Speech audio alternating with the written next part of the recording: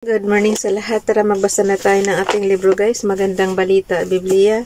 Today is 6 June 2024. Nandito tayo sa aklat ng Jeremiah chapter 6. Pakisundan ako ng basa guys. Pakisabayan ako ng basa para pare-pareho tayo dito matuto. Pinaligiran ng mga kaaway ang Jerusalem. Jeremiah chapter 6 verse 1. Mga anak ni Benjamin, tumakas na kayo, lisanin na ninyo ang Jerusalem, hipan ang trumpeta sa buong Tekoa, at ibigay ang hudyat sa Bet-Hakerem.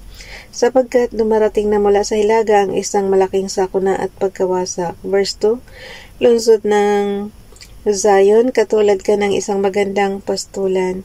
Verse 3. Ngunit pupuntahan ka ng mga hari at magkukuta ang kanilang mga hukbo, saan man nila magustuhan at paliligiran ka ng kanilang mga tulda. Verse 4, sasabihin nila, humanda kayo at sasalakayin natin ang Jerusalem, bandang tanghali tayo sasalakay. Ngunit, sasabihin nila pagkatapos huli na tayo. Lumulubog na ang araw at unti-unti nang dumidilim. Verse 5, subalit humanda rin kayo, ngayong gabi tayo lulusog. At wawasakin natin ang mga kuta ng lungsod. Verse 6, inutusan ni Yahweh na makapangyarihan sa lahat ang mga haring ito na pumutol ng mga punong kahoy at magbunton ng lupa upang maging kabulihan nila sa kanilang pagkubkob sa Jerusalem. Ang sabi niya, paparusahan ko ang lungsod na ito sapagkat naghahari dito ang pang-aapi. Verse 7. Patuloy ang paglaganap ng kasamaan sa Jerusalem tulad ng pagbalong ng tubig sa balon.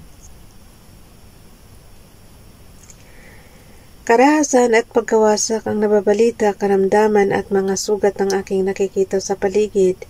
Verse 8, mga taga-Jerusalem, ang mga ito'y magsilbing babala sa inyo sapagkat kung hindi iiwan ko kayo, ang inyong lungsod ay gagawin kong disyerto, isang lugar na walang maninirahan. Pero alam naman natin ngayon guys sa generation natin, may gulo ngayon dyan. Yung Israel kasi tsaka ang kalaban nila is yung mga Hamas, diba, dyan sa Pero ito kasi guys, iba namang pangyayari tong kwento na to sa Bible na to, mga nakaraan pa tong pangyayari. Ulitin ko ha. Jeremiah chapter 6 verse 8, mga taga Jerusalem, ang mga ito'y magsilbing babala sa inyo sapagkat kung hindi iiwan ko kayo, ang inyong lungsod ay gagawin kong disyerto, isang lugar na walang maninirahan. Mapaghimagsik ang Israel. Jeremiah chapter 6 verse 9, sinabi sa akin ni Yahweh na makapangyarihan sa lahat, uubusin ang Israel katulad ng isang ubosang walang ititirang bunga, kaya tipunin mo ang lahat ng maaari mong iligtas habang may panahon pa. Verse 10. Ang sabi ko naman, sino po ang makikinig sa akin kung sila'y kausapin ko? At bigyang babala, sarado ang kanilang mga pakinig, ayaw nilang pakinggan ang inyong mga mensahe, at pinagtatawanan pa ang sinasabi ko. Verse 11, ang pagkapuot mo, Yahweh, ay nararamdaman ko at hindi ko na kayang matagalan. At sinabi sa akin ni Yahweh, ibuhos mo ang aking puot sa mga batang nasa lansangan at sa mga kabinataang nagkakatipon. Bibihagin din ang mga mag-asawa kasama pati matatanda na. Verse 12, ibibigay sa iba ang kanilang mga bahay, gayon din ang kanilang bukirin at mga asawa. Paparusahan ko ang lahat ng naninirahan sa lupaing ito. Verse 13, ang kasakiman ay laganap sa lahat, dakila at hamak, pati mga pari at propeta man ay mandaraya. Verse 14, hindi nila pansin ang kahirapan ng aking bayan, ang sabi nila, payapa ang lahat, gayong wala namang kapayapaan. Verse 15, nahihiya ba sila sa ginawa nilang kalikuan? Hindi na sila tinatabla ng hiya, makapal na ang kanilang mukha, kaya't sila'y babagsak tulad ng iba. Ito ang kanilang wakas kapag sila'y aking pinarusahan. Akong si Yahweh ang nagsabi nito. Tinanggihan ng Israel ang paraan ng Diyos. Jeremiah chapter 6 verse 16, sinabi ni Yahweh sa kanyang bayan, tumayo kayo sa panukalang daan at magmasid. Hanapin ninyo ang lumang kalsada at alamin kung saan ang pinakamabuting daan. Doon kayo lumakad at magtatamo kayo ng kapayapaan. Subalit ang sabi nila, ayaw naming dumaan doon.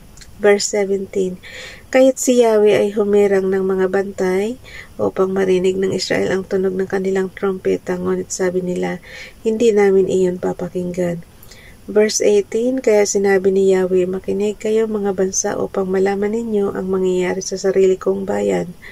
Verse 19, Makinig ang buong sanlibutan, ang mga taong ito'y mapapahamak bilang parusa at iyon ang nararapat sa kanila sapagkat hindi nila sinusunod ang aking mga utos at itinakwil ang aking katuruan. Verse 20, walang halaga sa akin ang kamanyang kahit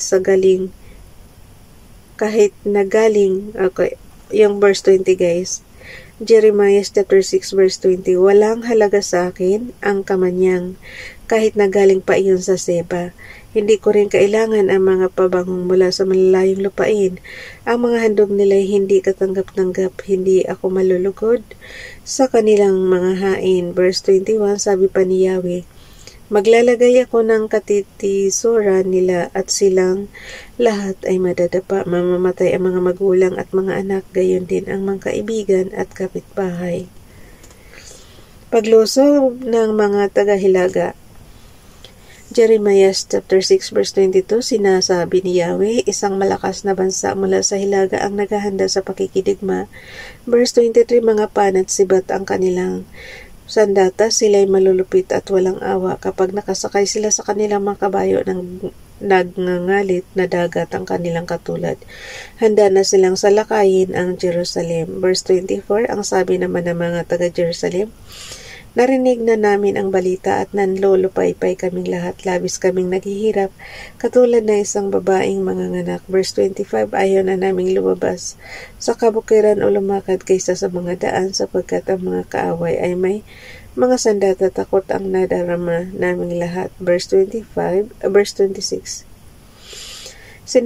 Sinabi ni Yahweh sa kanyang bayan, kung gayon, magsuot kayo ng damit na panluksa at gumulong kayo sa abo. Manangis na kayo ng buong pait na parang nawala ng bugtong na anak, sapagkat biglang sasalakay ang magwawasak sa inyo. Jeremiah chapter 6 verse 27, Jeremiah, suriin mo ang aking bayan, gaya ng pagsuri sa bakal upang malaman ang uri ng kanilang pagkatao. Verse 28, silang lahat ay magpaghimagsik. Masasama, walang ginagawa kundi ang magkalat ng maling balita, sintigas ng tanso at bakal ang kanilang kalooban at pawang kabulukan ang ginagawa nila. Jeremiah chapter 6 verse 29, matindi ng init ng pugon at nalusaw na ng apoy ang tingga, ngunit hindi pa rin matunaw ang dumi ng pilak. Hindi na dapat ipagpatuloy ang pagdalisay sa aking bayan sapagkat hindi naman naihiwalay ang masasama. Verse 30, Jeremiah chapter 6 verse 30, tatawagin silang pilak na patapon sapagkat akong si Yahweh ang nagtakwil sa kanila. Bukas na itong chapter 7 guys, si Jeremiah ay nangaral sa templo. 07 June 2024. Bye everyone. God bless.